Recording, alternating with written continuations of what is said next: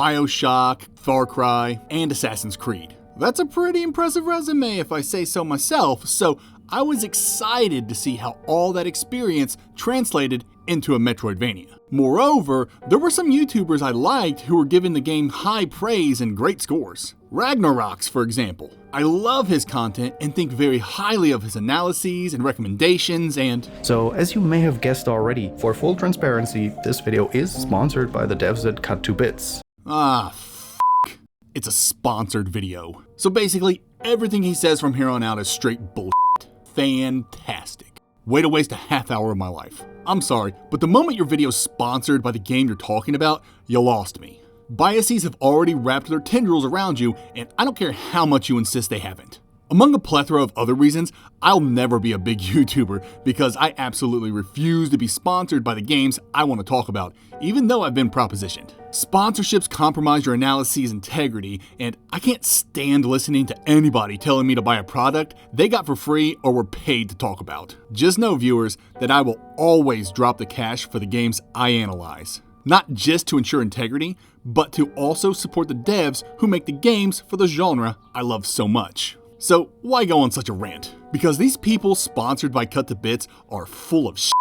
I have no freaking idea why they think this glitchy game deserves your hard-earned cash. And you all know me, I try to be fair and largely pleasant with my analyses. I do my best not to flame a game because I don't really find that to be productive, and I'll be doing the same thing here. There is, in fact, a lot to love in Venture to the Vile, and I'll make sure to highlight everything it does great. But you goddamn better believe I'll be bringing up all its lowlights too.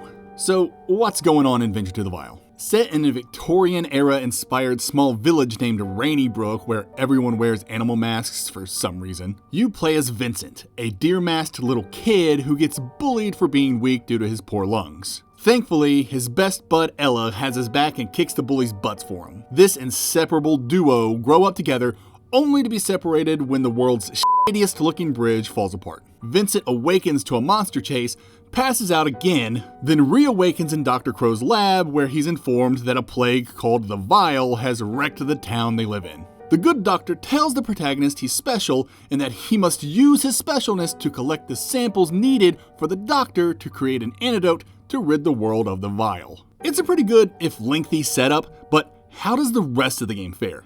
Let's dive in. Oh, and a quick note, you're going to hear me talking about the game's performance throughout, so I wanted to be transparent with how and when I played it. I played Venture to the Vile on launch week on the original Steam Deck, so just keep that in mind as we move along. Combat.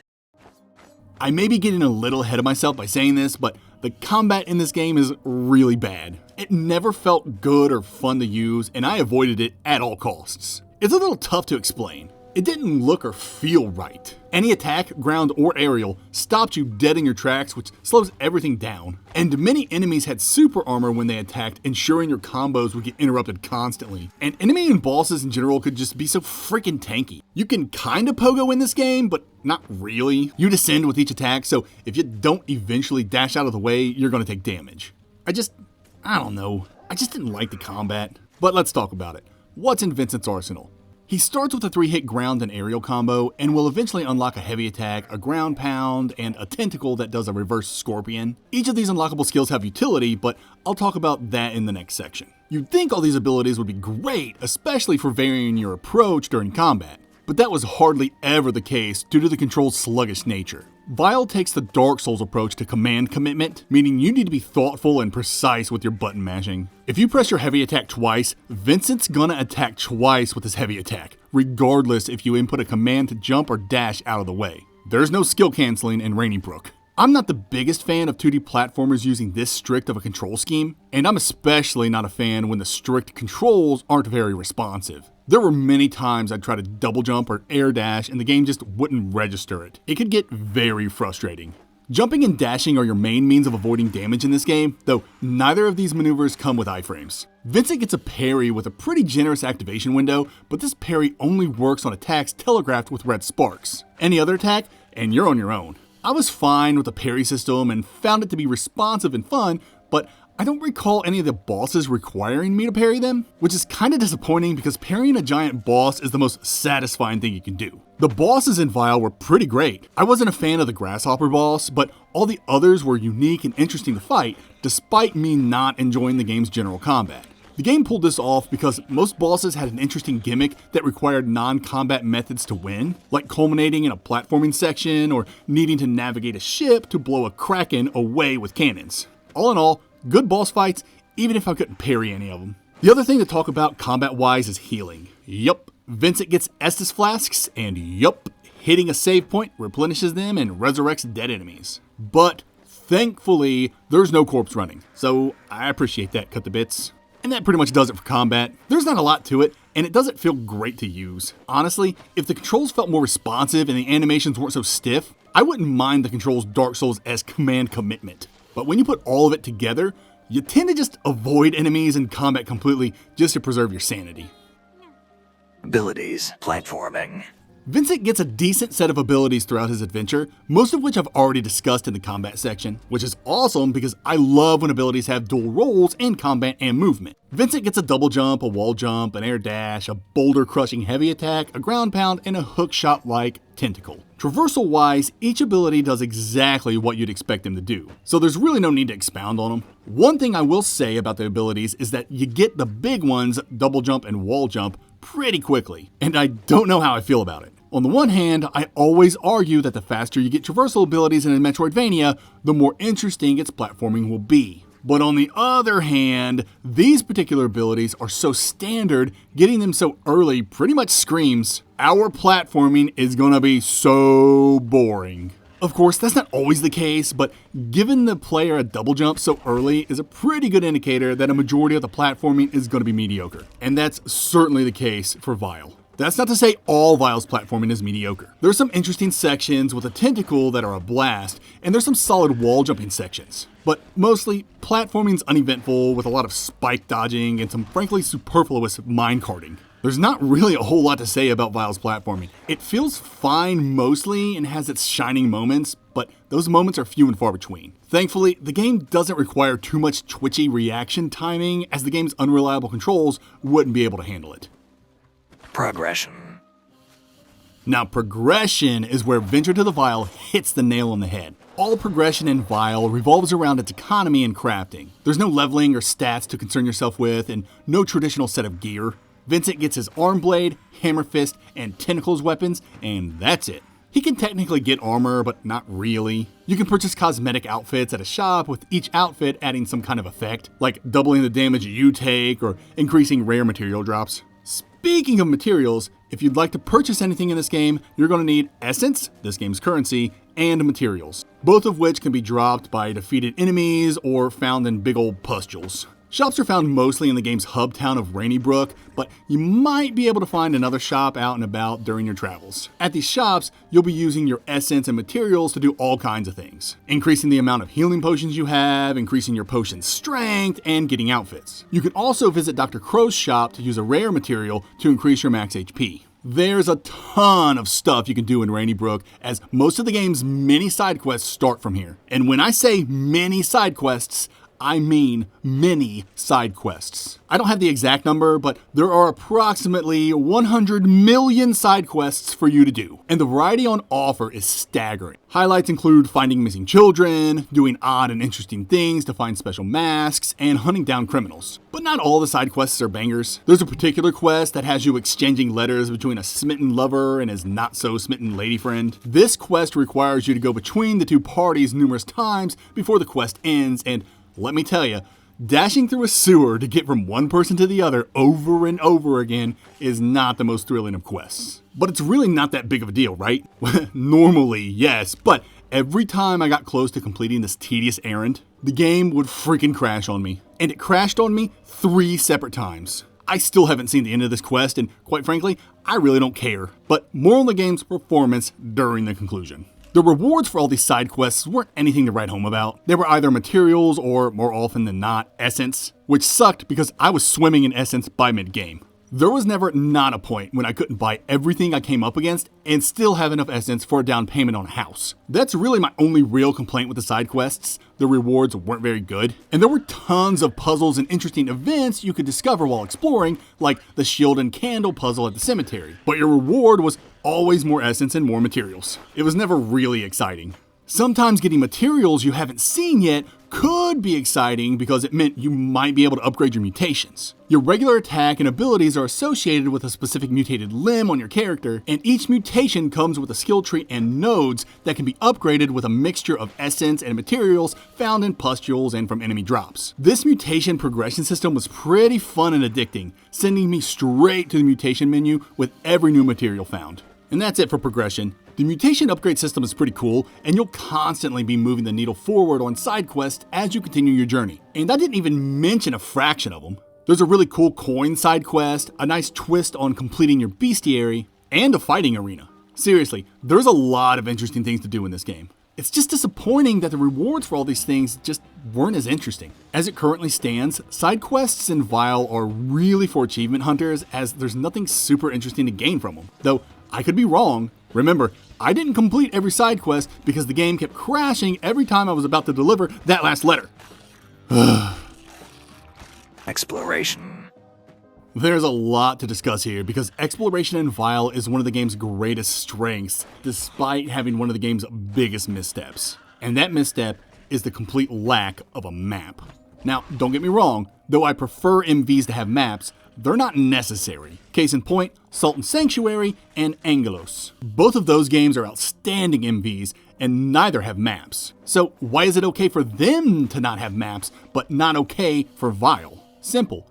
Angelos' biomes and areas are tiny, and Sultan Sanctuary's world is extraordinarily memorable. Vile's biomes are neither tiny nor memorable. You may disagree with me about the world's lack of memorability, as that could be construed as subjective, and I'll give you that. There's just something about 2.5D graphics that just don't pop to me. It all looks generic, and Vile's textures seemingly melt together in my mind. But Vile's biomes are deceptively big. One of the game's gimmicks is how you can go in and out of the backgrounds, kinda like in Shantae Risky's Revenge. Vincent can find a symbol on the ground and go back and forth between different planes, adding layers to the level's designs. This is really cool and adds a lot to exploration, especially when you can look out in the distance and see hints on how you can solve a puzzle or spot a way to obtain a hitherto unobtainable chest. But all this running toward and away from the screen also made wrapping my head around these levels a little more difficult, which I understand is my issue and not the game's. I just would have appreciated a map to help me out. Vile does provide an overworld map that keeps track of area completion, but it's kinda odd they chose to not include a mini-map or in-game map as well.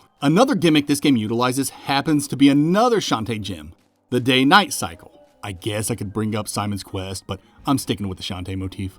Anyway, the day-night cycle affects Vile's world in many different ways. There are these things called night blooms you can only destroy at night, there's a merchant that only appears at night, enemies get stronger at night, and there's certain events that only happen at night. This sounds fine, but I didn't really like it in practice. There were so many night blooms I couldn't get because it was daytime. Like, what am I supposed to do? Wait until the sun drops so I can open it? That's a hard pass from me. I don't know how much time it actually took to go between night and day, and I wasn't about to find out. There's no way to manipulate the time of day, at least none that I found anyway. I thought staying at a tent would move time forward, but nope. At least that didn't work for me, but my game was so buggy, who knows if tents were supposed to move time forward or not. So yeah. I didn't do a lot of day-night cycle stuff because I didn't want to wait around, nor did I ever remember where any of this stuff was once I left the screen. What can I say? Out of sight, out of mind. This is really where a nice in-game map would have come in handy. Every time I came up against one of these nighttime-only events, I could have marked it on my map, but no. Instead, I basically had to mourn the fact that I'd never get everything in this game. And let me tell you, the moment I decided not to give a shit about getting everything was the moment I started having fun. Without a map, the idea of trying to remember where all these things were within the winding levels left me feeling disoriented and lost and helpless. But once I accepted that a map wasn't coming to save me, I was like, screw all your night blooms and missing children and horseshoes and coins and masks and crap. I'm done collecting all your bullshit. I'm just gonna find my friend Ella. Seriously, I don't know what's wrong with my brain, but so much anxiety was lifted once I stopped caring about all the side quests. I hate that I could only enjoy Venture to the Vial by ignoring all the extra stuff, but I just couldn't bring myself to care about engaging with the world without an in-game map. Maybe not having a map isn't a big deal to you, but it evidently was for me. So, with a fully liberated brain and a new lease on life, I was finally ready to enjoy Vial's exploration. And let me say, I like what Vial did with its world. The game bills itself as open world, and I can see it. Vial is a very non-linear experience for the majority of its run. Of course, it starts out linear by having players go through Rainy Brook, then the lanes, and then the infirmary. But once you complete all that, the game opens up and allows you to go to any biome you want outside the mausoleum and the Vial routes. I thought its approach to non-linearity was done successfully. The biomes themselves were pretty cool, though I personally didn't think their layouts were very memorable. Besides the ones already mentioned, there's a harbor, a mine, a few village areas, a windmill, and some gardeny and foresty spots. Backtracking throughout these biomes was not something I was interested in, but you probably gathered that from my little why no map rant. The game has an interesting fast travel system with its sewers. Basically, the sewers connect to every biome, and you traverse its tunnels to go to whatever biome you want. It's not my favorite type of fast travel, but it's creative, and I didn't feel like exploring stuff anyway, so who am I to judge its fast travel system? And that'll do it for exploration. Because I didn't have an in-game map, I abandoned trying to do much in this game. Backtracking was just so unappetizing. I got blocked by the day-night cycle way too much, and the rewards were mostly boring essence and materials anyway. And since I was able to complete the game pretty easily while doing the bare minimum of exploration, I regret nothing. Atmosphere. Narrative. This is probably a hot take, but I didn't like the game's atmosphere. And it all comes down to subjectivity. I just didn't dig its 2.5D style. That's not to say I always hate 2.5D games' looks. I love Klonoa, and on the MV front, I thought Prince of Persia: The Lost Crown was gorgeous. There was just something about Vial's muted colors and boxy level designs that just didn't hit with me. But like I said, that's subjective, so I'm not going to concern myself too much with it. Atmospherically, there's a lot to like here. Biomes are diverse, enemy designs are pretty cool, ranging from zombies to infected animals, and the boss designs were really awesome. The game wants its levels to feel like once cozy venues corrupted and overrun by this nasty fungus or whatever, and in that endeavor, Vial nails it. I can't really recall the game's music, as I feel like most of the OST was ambient noises, which I thought was a great move, but I did like the title theme's track, and the sting that played every time you saved your game was ominous and spooky in all the right ways.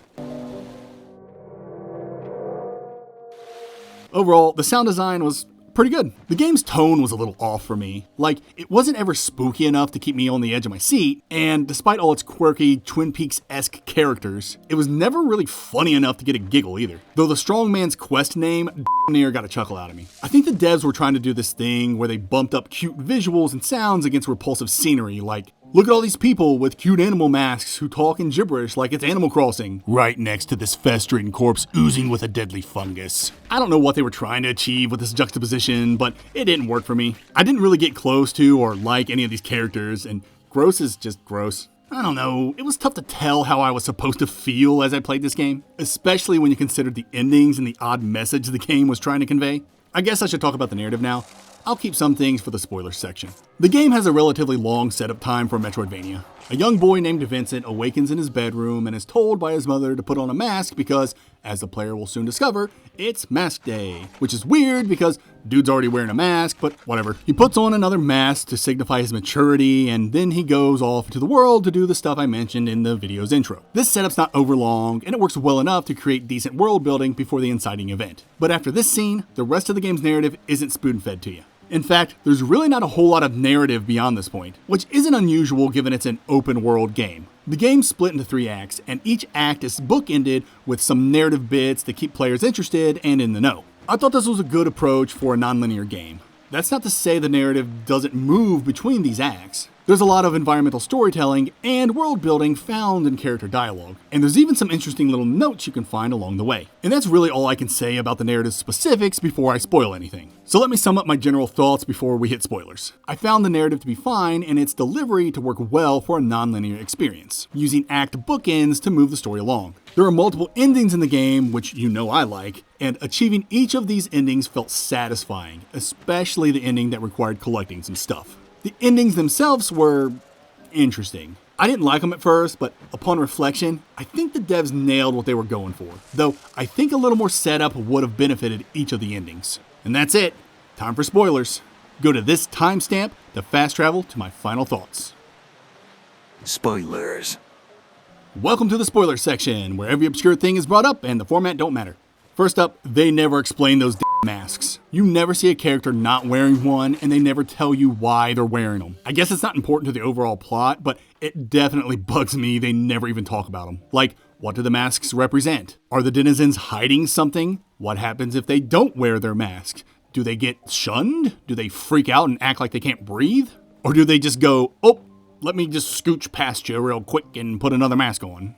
I don't know. Seemed like a superficial gimmick that never pays off. The low-hanging fruit theory is that they're all in a cult, but they don't do cult things like worship something or sacrifice anything. And once shit hits the fan with the vial, a group within the community creates a cult, which I thought was a funny premise, a cult in a cult. The original cultists could look at this new sect and be like, what a bunch of fucking weirdos, before they went back to worshiping apples or whatever. But no, you don't get anything like that. Or maybe you do. I only completed 45% of this game. There's a lot I don't really know, and honestly, until it gets fixed, I'm not even going to try to figure out. But I'll dive deeper into the game's performance in my final thoughts. So let's talk about the endings. Like I mentioned, I didn't like them at first because I didn't understand the messaging behind them. In the first ending, where you kill the source of the vial, anything associated with the vial disappears while everything goes back to normal. But Vincent dies because he had basically mutated enough to become part of the vial. In the second ending, you can decide not to kill the source of the vial and instead run back to Dr. Crow and bust up his machine that would create the antidote, thus dooming the world to be overrun by the vial. But the game doesn't position this ending as dooming the world. It positions it as the world evolving and leaving humanity behind. I hated this ending at first, but after reflection, it totally makes sense from Vincent's perspective. Had he instead played at being humanity's hero like he did in the first ending, he would have died. And thus, this ending becomes an act of self-preservation. In the last and, in my humble opinion, best ending, Vincent collects Ella's notes strewn around the world and presents them to the beast that chased him at the beginning of the game. Turns out this beast was Ella the whole time. It was a twist I admittedly didn't see coming until I started gathering the notes, and I thought it was pretty cool. This ending essentially has the two friends reunite and watch as the world gets overrun. Again, I didn't like these last two endings at first, mainly because of the environmentalist slant of humans bad, nature good. I'm typically cool with that kind of message, but in Venture to the Vial's case, there really wasn't a lot of setup to make this messaging impactful, and it felt like they dropped it on the player out of nowhere. Outside of Dr. Crow, you don't see any of the humans in this game doing anything particularly bad to each other or to Vincent.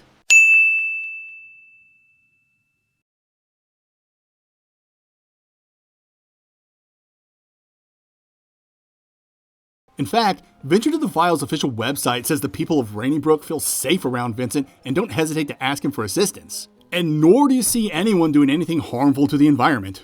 This dissonance made the ending's anti-human, pro-environmental message feel strange and out of place.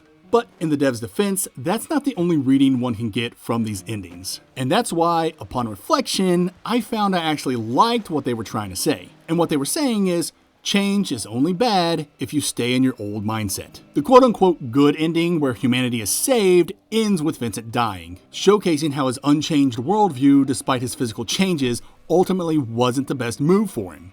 The other endings show how Vincent has embraced his new self, and thus has no moral obligation to uphold a society that no longer welcomes him or is conducive to his or Ella's well-being. Looking at things through Vincent's perspective, these are very solid endings. And looking back at Cut to Bits' About page, where they lay out their mission on creating games that inspire thoughtfulness in the player, encouraging them to ask inquisitive questions about the choices they are making, the values they hold, and evaluate their points of view, I'd say the studio did a decent job at doing all that with Venture to the Vial. Conclusion. Venture to the Vial is a good Metroidvania that I just didn't enjoy to its fullest. I liked its world, I liked its progression systems and how they worked, I loved its non-linearity, and I eventually ended up liking its endings. But there was just too much I didn't like about it. Its controls weren't the most responsive, combat just didn't hit, There was no in-game map to help me navigate its scrolling levels or to mark up so I wouldn't forget things. I didn't think its day-night cycle added a lot to the experience, at least not more than it subtracted. And its copious amounts of side quests are less rewarding to people who aren't achievement hunters. But I think the biggest issue that soured the game for me was its performance. As stated in the intro, I played Venture to the Vile on the Steam Deck on its lowest settings, and this did very little to prevent constant stuttering and crashes. Matter of fact, upon my first completion of the game, I was so confused because I defeated the final boss only to have everything cut out like a broadcast getting interrupted. Then the final credits rolled. I had to go to YouTube to see that ending. I'm confident saying my time with Vile may have been perceived more favorably had the game performed better. I'm willing to go back to it once some significant patches have been implemented. I see a lot in this game that's great, and I'd like to experience it unhindered. All that being said, would I recommend Venture to the Vile? Man, that's tough. I say yes, but only after some patches. I think vets might be let down by its combat, but I think they'll love its world's openness. Vets might also like its insane amount of side quests, but they might not, knowing that a lot of the side quests' rewards are pretty inconsequential. As for MV noobs, pretty much the same as everything I said for the vets. Just know the game is a little more difficult than your average MV. Ultimately, Venture to the Vile has some great ideas that are let down by some poor design choices. Mainly the fact that they don't give you an in-game map or mini-map. Vile will definitely be a game I come back to in a few months when, hopefully, some bugs have been ironed out. As for right now, I'm just gonna set it aside and hope it doesn't fester.